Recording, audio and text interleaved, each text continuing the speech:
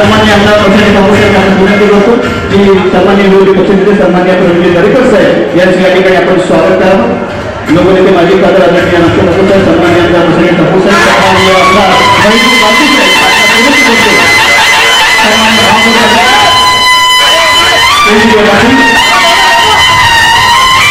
सन्मान्य भाऊ साहेब सन्मान्य विरोधी पक्षनेते सन्मान्य प्रवीण दरेकर साहेब हार्दिक स्वागत। सन्मान्य आमदार पक्षाचे कामोसाठी आपण विनंती करतो की विरोधी पक्षनेते सन्मान्य प्रवीण दरेकर साहेब यांचे या ठिकाणी आपण स्वागत करावे। मंचावरती उपस्थित अनुशेष आपण विनंती या ठिकाणी करतोय मंचावरती उपस्थित सन्मान्य आमदार सन्मान्य आमदार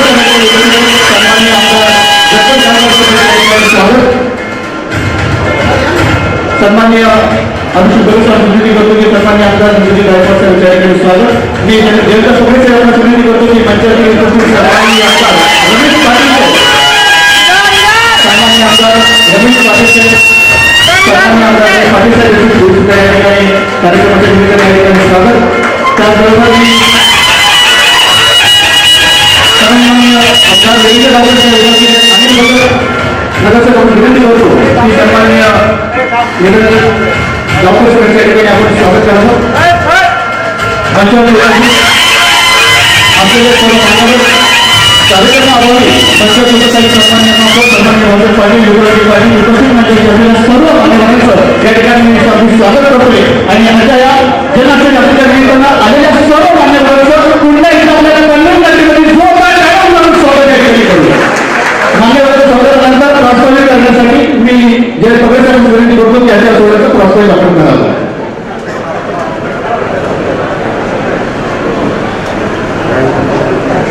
पनवेल तालुका भारतीय जनता पार्टीच्या वतीने आज या आपल्या आगरी समाज हॉलमध्ये जन आशीर्वाद यात्रेचं या ठिकाणी आपण आयोजन केलेलं आहे। या जन आशीर्वाद यात्रेच्या या मुख्य कार्यक्रमाला उपस्थित असलेले आपले सर्वांचे लाडके नेतृत्व नामदार सन्माननीय केंद्रीय राज्यमंत्री श्री कपिल पाटील साहेब, आमचे मित्र आणि महाराष्ट्र विधानसभा परिषदेचे सन्माननीय विरोधी पक्षनेते सन्माननीय श्री प्रवीण दरेकर साहेब, व्यासपीठावरती उपस्थित लोकनेते माननीय माजी खासदार रामशेठ ठाकूर साहेब, सन्माननीय आमदार श्री गणपत गायकवाड साहेब, सन्माननीय आमदार श्री महेश भारती, आमच्या कोळी समाजाचे सन्माननीय नेते श्री रमेश पाटील, व्यासपीठावरती उपस्थित सन्माननीय महापौर डॉक्टर कविता चौधरी मॅडम, पनवेलचे लाडके आमदार सन्माननीय प्रशांत ठाकूर, पनवेलच्या महापौर डॉक्टर कविता चौधरी मॅडम, युवा मोर्चाचे भारतीय जनता पार्टीचे प्रदेश अध्यक्ष श्री विक्रांतजी पाटील, सन्माननीय बाळासाहेब पाटील, व्यासपीठावरील सर्व उपस्थित मान्यवरांचं या ठिकाणी पनवेल भाजपाच्या वतीने मी मनापासून या मुख्य कार्यक्रमाला मनापासून स्वागत करतो।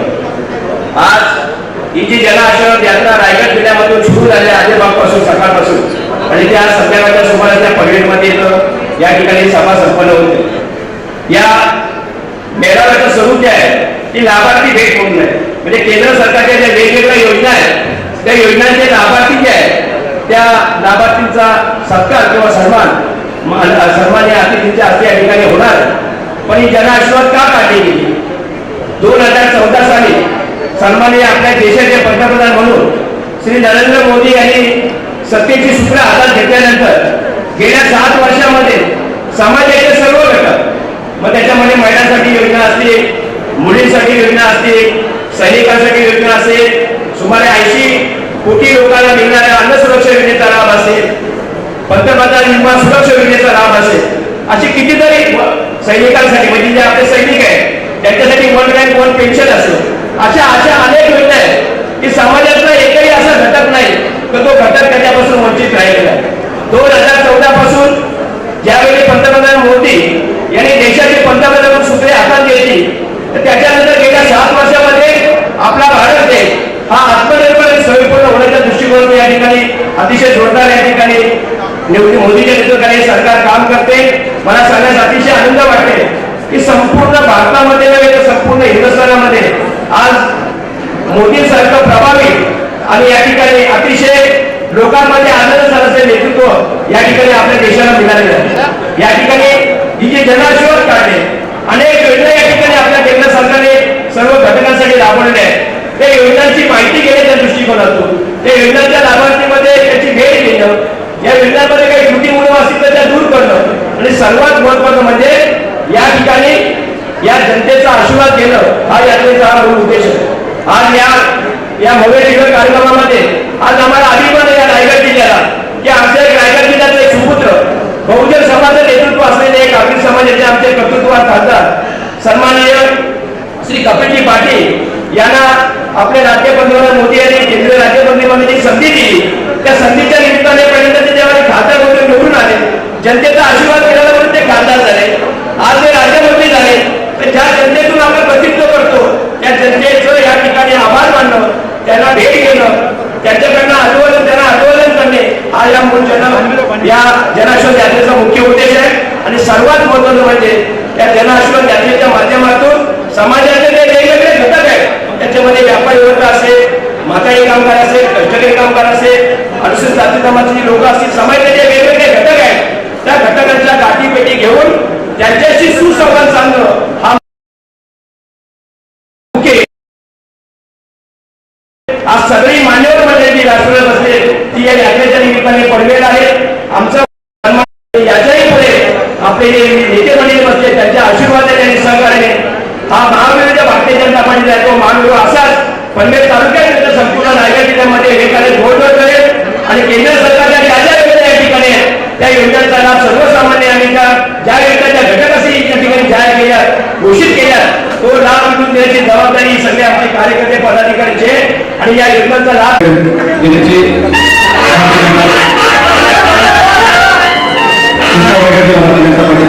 अध्यक्ष तथा आपल्या सर्वांचे लाडके आमदार सन्मान्य प्रशासक प्रभू साहेब यांना विनंती या ठिकाणी करतोय त्या ठिकाणी व्यक्त करावं.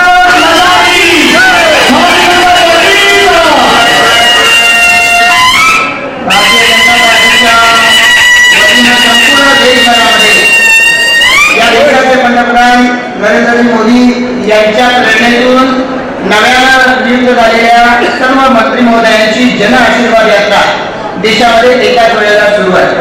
मी या ठिकाणी रामशेठ ठाकूरजी या ठिकाणी उपस्थित असणारे मंचावरील आमदार सन्माननीय गणपतराव गायकवाडजी, आमदार रमेश पाटीलजी, आमदार निरंजन नावकरजी, आमदार महेश बालजीजी, आपल्या पनवेलच्या महापौर डॉक्टर कविता चौकवर, सन्माननीय बाळासाहेब पाटीलजी, विक्रांती पाटील, मंचावर उपस्थित सर्व मंडळ.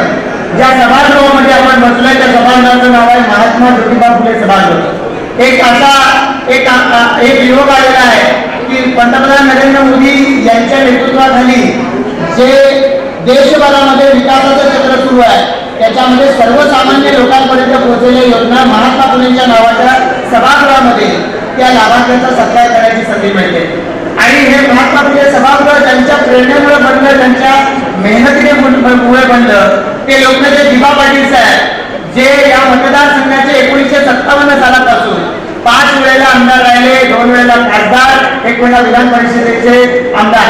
त्यांच्या नावानं विमानतळ झालं पाहिजे पनवेलमधलं अशा पद्धतीचं आंदोलन उभं राहिलं आणि म्हणून या आंदोलनाच्यासाठी आधी 10 जून, मग 24 जून दिबा पाटील साहेब यांचा स्मृती दिन आणि 9 ऑगस्ट मशाल मोर्चा, दिबा पाटील साहेब यांचा स्मृती दिन आणि 9 ऑगस्ट मशाल मोर्चा असे वेगवेगळे कार्यक्रम आपण काढले.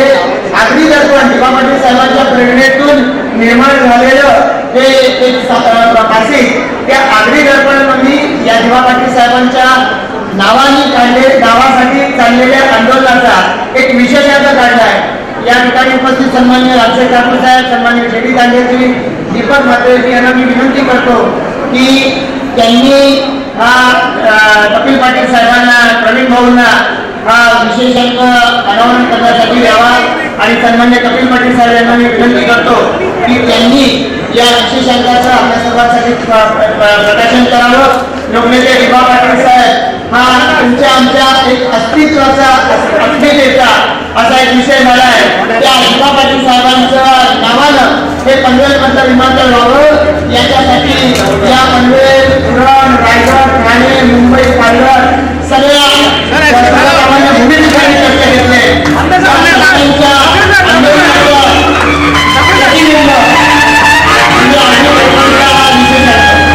दिबा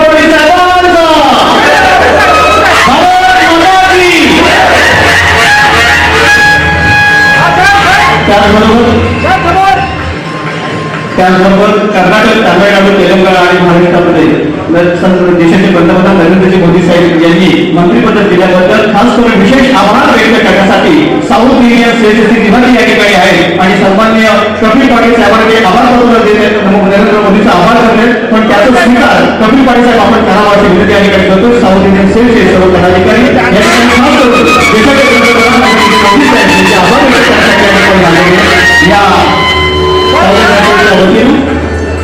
नरेंद्रजी मोदी साहेबांचा आभार व्यक्त करण्यासाठी कपिल पाटील यांचे स्वीकार करावा. धन्यवाद. आणि यानंतर मात्र यांचे हिंदी पक्षाचे सन्माननीय प्रवीण दरेकर साहेब मी आपल्याला ठिकाणी करतोय या भारतीय जनता पार्टी जनता आशीर्वाद यात्रेच्या निमित्तानं महाराष्ट्रामध्ये विविध पक्षाचे सन्माननीय प्रवीण जी दरेकर साहेब या ठिकाणी आम्हाला संबोधित करावं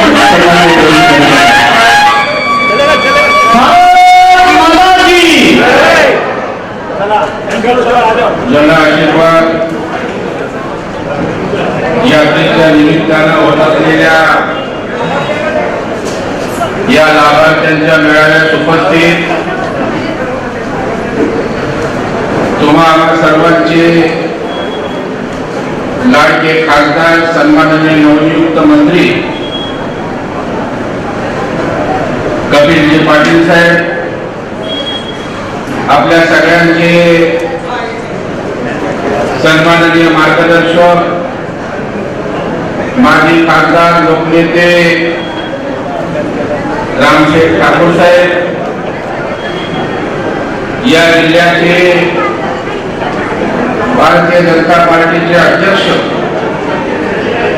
सन्माननीय आमदार प्रशांतदादा ठाकूर, व्यासपीठावर उपस्थित सन्माननीय आमदार गणपत शेठ गायकवाड, सन्माननीय रमेश पाटील, ओरणचे सन्माननीय आमदार महेशजी बालदी, या जन आशीर्वाद यात्रेचे प्रमुख सन्माननीय आमदार निरंजनजी डावकरे, या नगरीच्या सन्माननीय महापौर कविता चोतमल, सन्माननीय बाळासाहेब पाटील, भारतीय जनता युवा मोर्चाचे सन्माननीय महाराष्ट्र प्रदेशाचे अध्यक्ष विक्रांत पाटील, पनवेल महानगरपालिकेचे सभागृहाचे नेते सन्माननीय परेश ठाकूर, व्यासपीठावरील भारतीय जनता पार्टीचे सर्व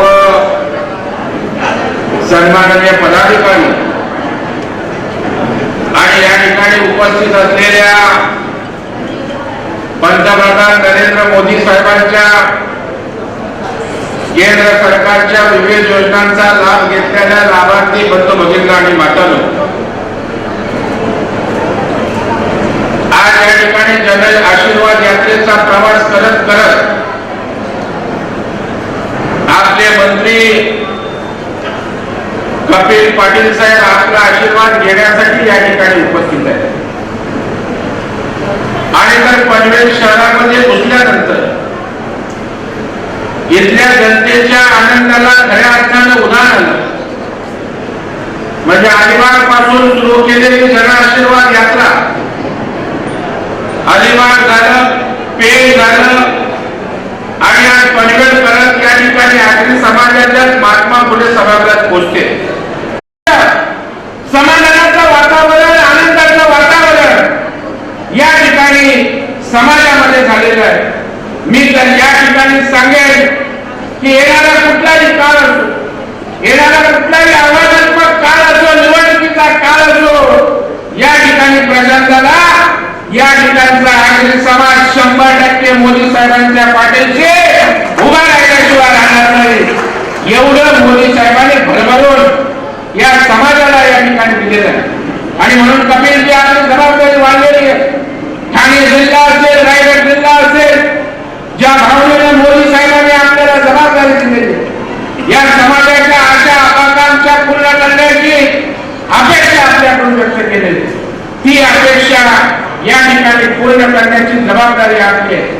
माझी या ठिकाणी जनतेला विनंती राहणार आहे की मोदी साहेबांनी तर आपल्याला भरभरून दिलं, कोकणासाठी आपल्याला 2 मंत्री दिले, आपल्या समाजाचा चेहरा म्हणून या ठिकाणी कपिलजी पाटील यांना या ठिकाणी मंत्री केलं. आपली ही जबाबदारी आहे. मोदी साहेबांनी आपल्याला जे काही या ठिकाणी दिलंय त्याची परतफेड या ठिकाणी आपल्याला सुद्धा करायची आहे आणि भारतीय जनता पार्टीचा झेंडा या छत्रपतींच्या भूमीमध्ये अत्यंत ताकदीने या ठिकाणी रोवायचा आहे. त्यासाठी तुमचे आशीर्वाद मागायला आज कपिल पाटील या ठिकाणी आलेले आहेत. आपला आशीर्वादाचा जोगवा घेऊन ते पंतप्रधान नरेंद्र मोदी साहेबांना सांगणार आहे की संपूर्ण रायगड जिल्ह्यामध्ये, ठाणे जिल्ह्यामध्ये आपण जे ओबीसी समाजाला न्याय दिला त्याबद्दल या ठिकाणी आनंद व्यक्त होतोय आणि म्हणून आपला भरभरून आशीर्वाद या ठिकाणी कपिल पाटील यांच्या मागे राहावा, पर्यायाने नरेंद्र मोदी साहेबांच्या मागे राहावा आणि जे आदिवासी समाजाचे प्रश्न आहेत, जे या ठिकाणी कोळी समाजाचे प्रश्न आहेत, जे ओबीसी समाजाचे प्रश्न आहेत, आपल्या कोकणचे प्रश्न आहेत, ते सोडवण्याची जबाबदारी या ठिकाणी पार पाडण्यासाठी आई जगदंबा कपिल पाटील साहेब यांना प्रचंड ताकद देऊ. आपल्या सगळ्यांचे आशीर्वाद त्यांच्या आणि मोदी सरकारच्या पाठीशी राहून अशा प्रकारची अपेक्षा या ठिकाणी व्यक्त करतो आणि थांबतो. धन्यवाद. जय जय महाराष्ट्र.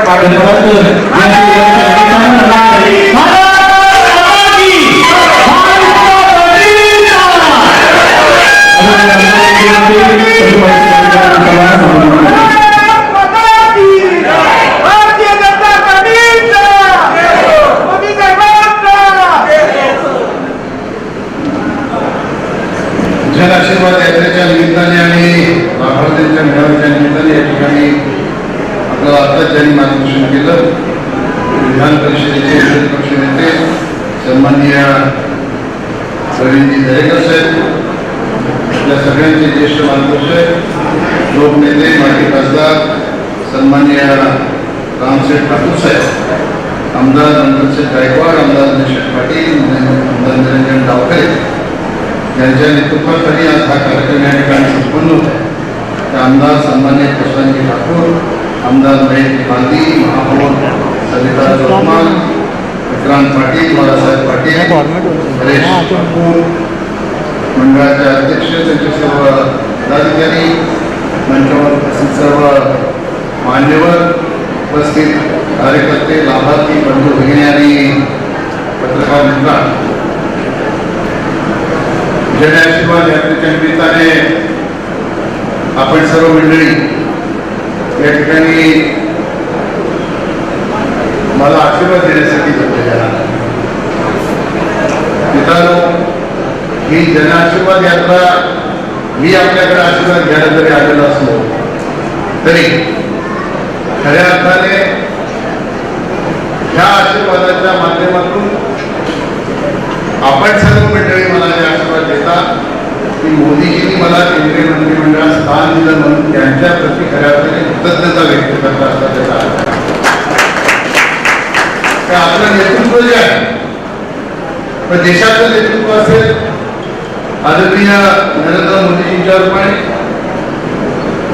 एखादं नेतृत्व संघर्षातून निर्माण झालं तर जगण्याचा रुबाब एक वेगळाच असतो.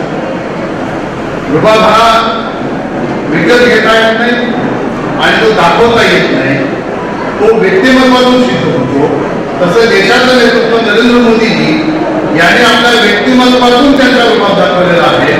राज्याचे तत्कालीन मुख्यमंत्री देवेंद्रजी यांनीही त्यांच्या व्यक्तिमत्वातून त्यांचा रुबाब सिद्ध केलेला आहे आणि म्हणून अशा रुबाबदार नेत्यांच्या नेतृत्वाखाली काम करत असताना मला केंद्रीय मंत्रिमंडळात काम करण्याची संधी मिळणं हे निश्चितपणाने माझं भाग्य मी समजत नाही, तर आपल्या समस्त भूमिपुत्रांचं हे भाग्य आहे असं म्हटलं तरी खरं तर मी सकाळपासून सांगतोय की रामाचा वनवास हा 14 वर्षाचा होता आणि राम मंदिराचा वनवास हा 528 वर्षांचा होता. रामाचा वनवास त्या काळी रावणाचा वध झाला आणि रामाचा वनवास संपला. परंतु राम मंदिराचा वनवास संपवण्यासाठी देशामध्ये नरेंद्र मोदीजींच्या यांच्या नेतृत्वाखाली सरकार यायला लागलं, पण त्याच्यासाठी 528 वर्ष या देशाच्या जनतेला वाट बघायला लागली. त्याच धर्तीवर आमच्या ठाणे जिल्ह्याला केंद्रामध्ये मंत्रिपद मिळवण्यासाठी 74 वर्ष वाट बघावं लागेल. त्या 74 वर्षाचा वनवास संपवण्याचं काम देशाचे प्रधानमंत्री नरेंद्र मोदींनी केलं. आणि म्हणून समस्त भूमिपुत्र हे कृतज्ञता व्यक्त भूमिपुत्रांनी केलीच पाहिजे. पण दरेकर साहेबांनी या सांगितलं, या ठिकाणी सांगितलं की परतफेड केली. आता काळ बदलला. पूर्वी आपण भाऊबीजेच्या दिवशी बहिणीकडे जायचं, आपणच भाऊबीज घेऊ, बहीण काय आपल्याला रिटर्न गिफ्ट द्यायची. आता आपण गेलो की ती भांडी किंवा कपडे काय तर देते की नाही देते. आपली बहीण सुद्धा आपल्याला रिटर्न देते. तुम्ही कोणाकडे वाढदिवसाला गेले आणि आपल्या लहान मुलाला घेऊन गेले, त्याला गिफ्ट घेऊन जाता आणि ज्याचा वाढदिवस आहे त्याच्या आई वडील आपल्या मुलाला सुद्धा रिटर्न गिफ्ट देतात. आपल्या भूमिपुत्रांना माझ्या वतीने केंद्रीय मंत्रिमंडळात स्थान देऊन मोदींनी किती मोठं गिफ्ट दिलेलं आहे. याची परतफेड आपण कशी करणार? समस्त ओबीसी समाजाने निर्धार केला पाहिजे. या देशामध्ये नरेंद्र मोदी हे ओबीसी समाजाचे प्रधानमंत्री आहेत, परंतु ते कधीच असं बोलत नाही की ओबीसीचा प्रधानमंत्री आहे. त्यांच्या भाषणाची सुरुवातच अशी असते, मेरे 125 करोड देशवासियों, वे हिंदू असो, मुस्लिम असो, सिख असो, ईसाई असो, कुठल्याही जाती धर्माचा माणूस असेल तो माझा बांधव आहे असं समजून ते भाषणाची सुरुवात करणार. परंतु ज्या ओबीसी समाजाला, ज्या भूमिपुत्राला 74 वर्षानंतर त्यांनी न्याय दिला, तर दरेकर साहेबांनी सांगितलं त्याची परतफेड आपण केली पाहिजे. मगाशी मी भाषणात त्याच्याशी चर्चा करत होतो की मी सत्तेत आहे, मंत्री आहे आणि तुम्ही विरोधी पक्ष आहात. सत्ता आणि विरोध हे दोन्ही एकत्र चालतात. त्यांनी मला सांगितलं की आता आम्हाला तुम्ही बरोबर घ्या. बरोबर घ्या म्हणजे काय? केंद्रात सत्ता आहे तशी राज्यात सत्ता आहे.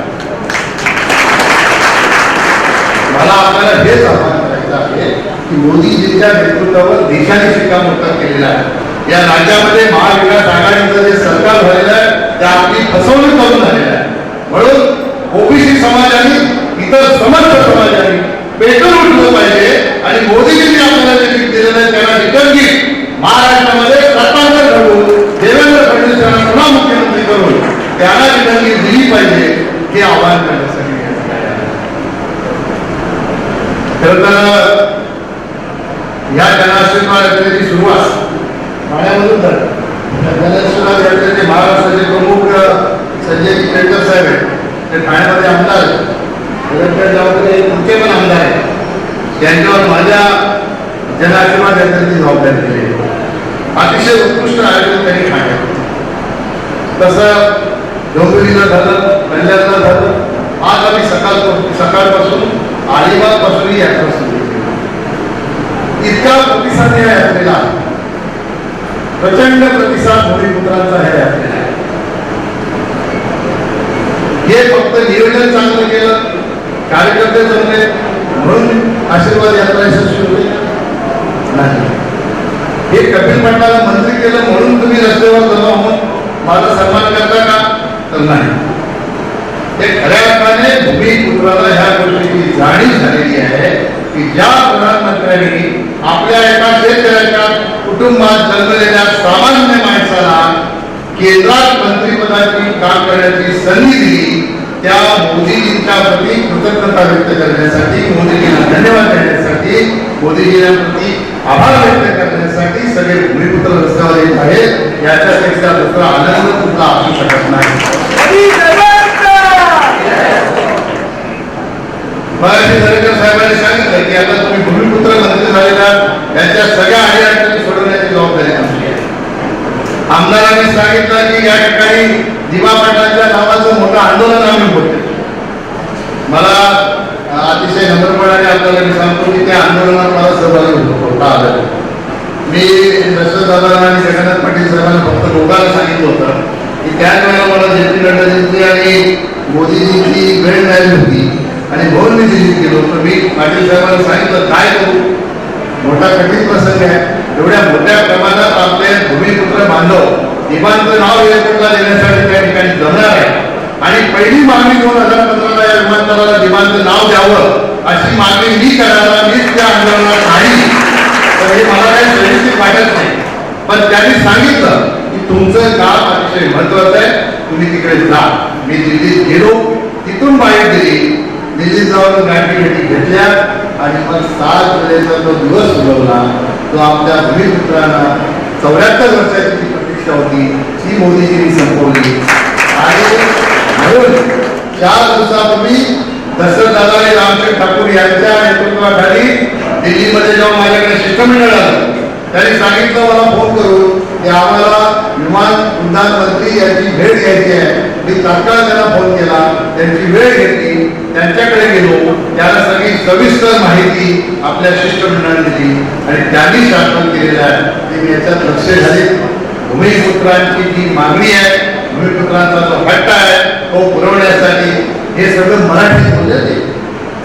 ज्योतिरादित्य सिंधिया हे सगळं मराठीत बोलले. त्यांनी सांगितलं मला तुमच्या अडचण माहीत आहे, याच्यात लक्ष घालून निश्चितपणाने दिवा पाटलांचं नाव कसं या विमानतळाला देता येईल याच्यासाठी मी माझ्या प्रयत्न करेन. पण तरीही मी आपल्या सगळ्यांच्या साक्षीने महाराष्ट्राच्या सरकारला पुन्हा एकदा आता समस्त भूमिपुत्रांच्या वतीने विनंती करतो की आपण जो काही शिल्पमध्ये प्रस्ताव पारित केलेला आहे त्याचा पुनर्विचार करा आणि दिवा पाटलांचं नाव या विमानतळाला देण्यासाठीचा नवीन प्रस्ताव आपण शिल्पमध्ये पारित करा. भूमिपुत्रांना जर तुम्ही नाराज केलं तर त्याची फार मोठी किंमत त्या महाविकास आघाडीच्या सरकारमध्ये असलेल्या प्रत्येक पक्षाला चुकवावी लागेल. त्याच्यामध्ये काही किंमत नाही. हा, जेव्हा भूमिपुत्र पेटून उठतो तेव्हा निश्चितपणाने क्रांती घडते. या ठिकाणी तुम्ही क्रांती घडवलेली, त्यांच्या नावाची मागणी तुम्ही आज करता, ते निश्चितपणाने तुम्ही क्रांती घडवली. म्हणून देशामध्ये असा कधीच कायदा झाला नाही तो शिरपूरचा कायदा झाला जमीन अधिग्रहणाचा. हा ऐतिहासिक निर्णय करणाऱ्या माणसाच्या नावाला जर विरोध होत असेल तर याच्यासारखं दुर्दैव असू शकत नाही. परंतु जोपर्यंत दिवा पाटलांचं नाव त्या विमानतळाला लागत नाही तोपर्यंत आपण सर्व भूमिपुत्र या मागणीवर ठाम आहोत. आम्ही सगळे आपल्या पाठीशी गंभीरपणाने उभा आहोत. निश्चितपणाने आपण ही गोष्ट सरकारला भाग करण्यासाठी भावना या ठिकाणी लाभार्थी मिळाला झाला. दिवा पाटलांच्या कष्टाने हे सभागृह उभा आहे आणि सभागृहाला मी जरी महात्मा फुलेचं नाव असलं तरी आगरी समाजाचं सभागृह आहे. माझ्यासारखा भगवान कोण असू शकतो? आगरी समाजाचा पहिला केंद्रात मंत्री झाला आणि आगरी समाजाच्या सभागृहामध्ये त्यांचा सन्मान होतो आणि आगरी समाजाच्या सभागृहामध्ये समस्त भूमिपुत्र त्या आगरी समाजाच्या शेतकऱ्याच्या कुटुंबात जन्मलेल्या एका सामान्य माणसाला आशीर्वाद द्यायला येतात. तुमचा मिळालेला आशीर्वाद निश्चितपणाने मला माझ्या मंत्रिमंडळात माझ्या मंत्रिपदावर काम करण्यासाठी प्रेरणा देत राहील. याच्या माध्यमातून या देशात असलेली 6 लाख गावं 2,69,000 ग्रामपंचायती यांना शहराच्या मुख्य प्रवाहामध्ये आणून त्यांचा विकास करण्यासाठी मला निश्चितपणाने तुमच्या आशीर्वादाचं सहकार्य मिळणार आहे आणि म्हणून माझ्यासाठी आज या ठिकाणी प्रधानमंत्री आवास योजनेतून 7,765 लोकांना आवास मिळालेला आहे. इज्जत घर 2318 जिल्हा परिषदेच्या माध्यमातून झालेल्या प्रधानमंत्री गरीब कल्याण अन्न योजना 15,60,000 800 लोकांना याचा फायदा झालेला आहे. उज्ज्वला बँक योजना 61,045 लोकांना झालेल्या आहे. शेतकरी सन्मान लाभार्थी योजना 1,73,559 शेतकऱ्यांना झालेली आहे. मुद्रा कर्ज योजना 32,277 लोकांना झाली. हे तर आमदारांनी पनवेल महापालिका क्षेत्रात प्रधानमंत्री आवास योजनेमध्ये 90,000 आहे. माजी मुख्यमंत्री सन्माननीय देवेंद्रजी फडणवीस यांच्या पुढाकाराने पनवेल महापालिकेची स्थापना झाली. विमानतळामध्ये पनवेल क्षेत्राचा औद्योगिक विकास झपाट्याने होणार. पण ही छोटीशी जाती मला दिली. पण मी तुम्हाला अतिशय जबाबदारीने सांगतो केंद्राच्या इतक्या योजना आहेत त्या योजनांचं भाषण करायचं झालं तर 3 तास आपल्याकडे. इतक्या योजना ह्या 7 वर्षामध्ये देशाच्या प्रधानमंत्र्यांनी देशासाठी आहेत आणि राज्याचे मुख्यमंत्री त्याच्यावर सोनेचे सोडा देवेंद्रजी मुख्यमंत्री होते त्यांनी आपल्या या ठाणे परिसरामध्ये MMRDच्या कार्यक्षेत्रात येणाऱ्या सगळ्या महापालिका, सगळ्या जिल्हा परिषदा या उपेक्षित होत्या. खऱ्या अर्थाने यांना भरीव निधी देण्याचं काम कोणी केलं असेल तर ते देवेंद्रजींनी केलं. म्हणून तुम्हाला आश्चर्य वाटेल, मी एका भिवंडी शहरामध्ये दरेकर साहेब एका दवाखान्याच्या भूमिकेला महापालिका मी गाडीत बसतो भूमिपूजन करून कार्यक्रम सुरू होता. मला लवकर जायचं होतं दुसऱ्या कार्यक्रमाला. मी त्याला सहज फोन केला, तुम्ही कार्यक्रमाला आले नाही तर काय त्या कार्यक्रमाला येऊन फायदा? तुमचं सरकार होतं ते बरं होतं, कधी देवेंद्रजींना पुन्हा मुख्यमंत्री करतात ते सांगा. ते कोण बोलतं? काँग्रेसचा माजी महापौर, भिवंडी शहरात राहणारा मुस्लिम समाजाचा काँग्रेसचा एक नंबरचा लीडर निवडून काय म्हणून तुला असं वाटतं? अरे 1 वर्ष झालं आमचं सरकार येऊन 1 रुपयाचा निधी भिवंडी शहरासाठी दिला नाही.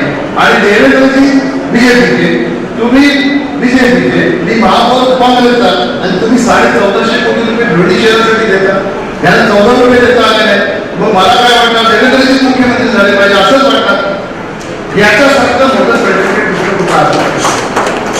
एका काँग्रेसच्या मुस्लिम नेत्याची अशा प्रकारची भावना आपल्या तत्कालीन मुख्यमंत्र्यांबद्दल व्यक्त होणं, त्याच्यासारखं दुसरं काय आहे? दुसरा किस्सा 2019ला माझी निवडणूक होती. G24 तासला डिबेट काँग्रेसचे निरीक्षक आले होते. त्यांनी सांगितलं तुम्ही महापौर राहिले होते, तुम्ही त्या डिबेटमध्ये गेलं पाहिजे, तुम्ही शहराची बाजू चांगली मांडू शकाल. त्यांनी सांगितलं बाबाने हात जोडतो, मला पाठवलं. तुम्ही जर मला पाठवलं तर मी कपिल पाटलांचा प्रचार करून होतं का?